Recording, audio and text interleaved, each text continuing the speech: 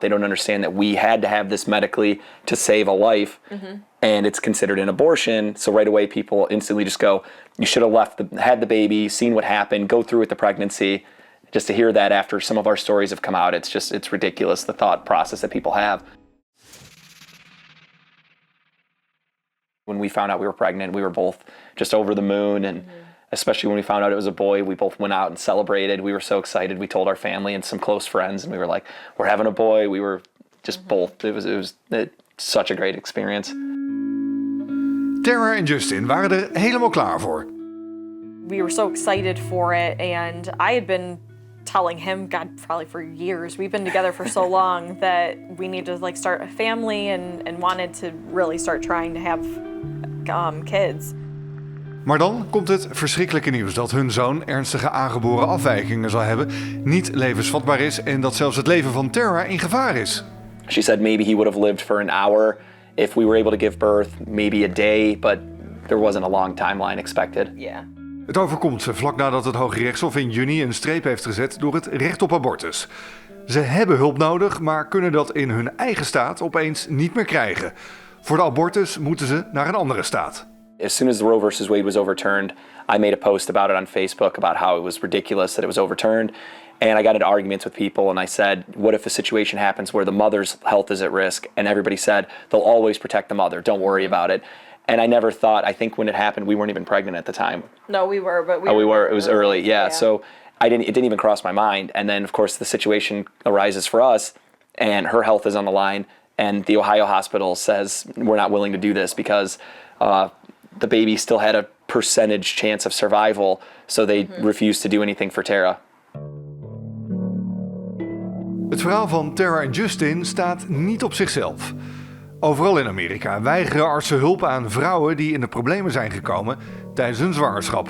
I think the problem with a lot of these hospitals, including my own, is that these hospitals, they don't know what is considered to be too risky or what's not. And so instead they're just opting to not help people unless they're actively hemorrhaging, or in my case, maybe having a stroke or in the process of having a heart attack or something like that, where I would need help like almost immediately. Vlakbij hun huis in een rustige wijk in Cleveland, Ohio, staat dit bord op een druk kruispunt.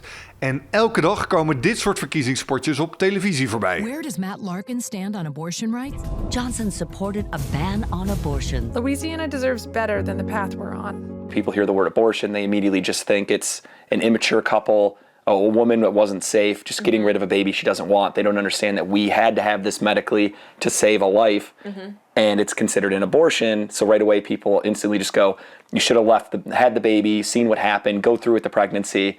Just to hear that after some of our stories have come out, it's ridiculous, the thought process that people have. Terwijl abortus voor veel politici deze weken vooral een thema is om zich op te profileren, proberen Tara en Justin om hun persoonlijke verlies een plekje te geven. So we had made kind of like a memory box because we don't really have a ton. The state of Michigan, the hospital that we went to, they gave us a certificate of remembrance. And, they explained it. It's not a birth certificate. It's not a death certificate. It's just remembering that he was here. His name was Griffin Anthony George. And then we have one of my friends actually got this bracelet made. It has his name, Griffin, on it.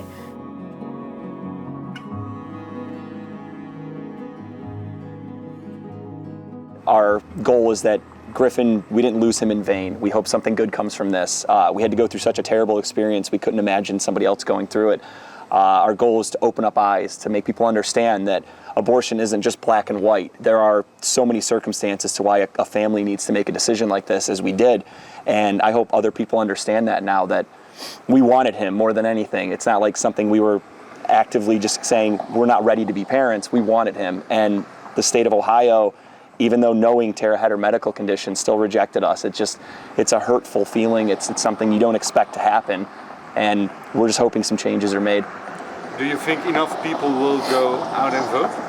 I hope so. I hope at least some of our friends and family that maybe weren't thinking about voting now understand that there's so much at stake, and I hope it gets them out to the polls.